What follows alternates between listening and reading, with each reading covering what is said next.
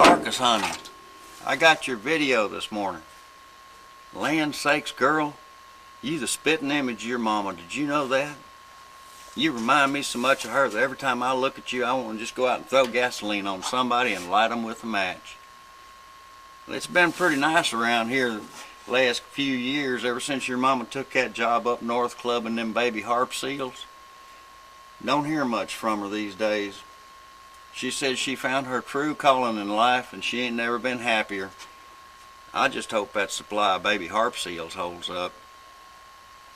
But what I wanted to talk to you about was in your video you talked about my granddaughter Jenny got a failing grade in English. Now honey, we can't have that. But I'll tell you, don't you fret. As soon as I get this old car running, I'm going to come up there and I'll stay a few days with you and the kids. I'll help Jenny get her English grade back on track.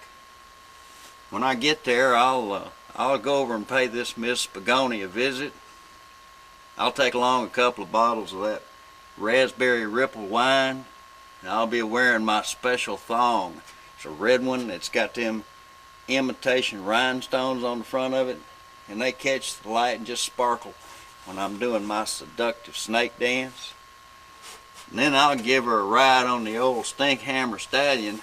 Once I do that, Jenny ain't gonna have no trouble at all getting a passing grade in her class. In fact, if I don't throw my hip out, I can have Jenny on the honor roll by the end of the week, or my name ain't Curtis Stinkhammer. You know, me and your mama never told you this, but that's how we got you through school. Every time you'd come home with a failing grade, well, if it's a woman teacher, I'd just go over and I'd throw a little of that Stinkhammer stardust in her face, and then I'd ride her like a rented mule. Sure enough, your grades would get back to passing in no time flat. Of course, if it's a man teacher, your mama would just go over and whoop them real good. You remember that time in biology class when you had a substitute teacher for 8 weeks? It's because that regular teacher, Mr. Drew, was in the hospital. That was your mama. Now, when you got out of high school and went to beauty college, that was a whole different situation. That required some skills that I just didn't have. But I called on my cousin Dwayne, and he stepped up and said he'd lend a hand, and he lent a hand in a few other things too. But he got you through beauty college. In fact, you graduated at the top of your class. You know, Dwayne tells me that fellow that taught you hairdressing still calls him after all these years. It's amazing. And there was something else I saw in that video too I wanted to talk to you about.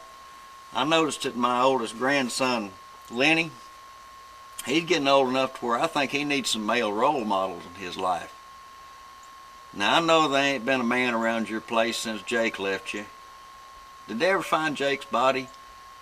Well, I was talking about this with Cousin Dave and Cousin Dwayne, and we're thinking that maybe it'd be a good idea if when I come back from getting Jenny's grades fixed up that I don't bring Lenny with me. Bring him out here, he can stay on the farm with all of us. And you know, Cousin Dave, he went to college, he's got all them letters behind his name. He can help Lenny with his education, his schooling.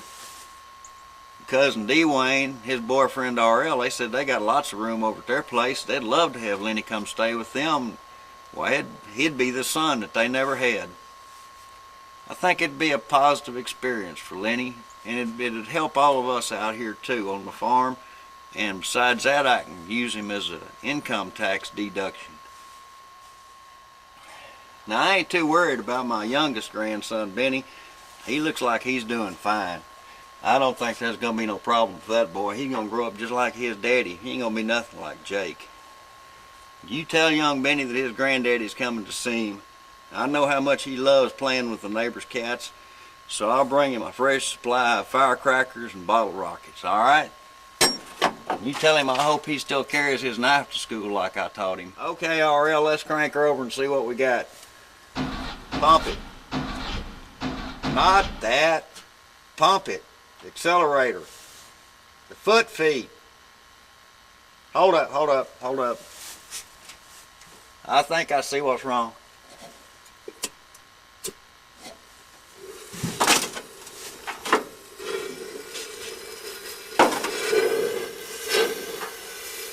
I don't think it's supposed to be doing that. Dorkus, I'll just have to get back to you. RL, this might be a good time to get out of the car, son.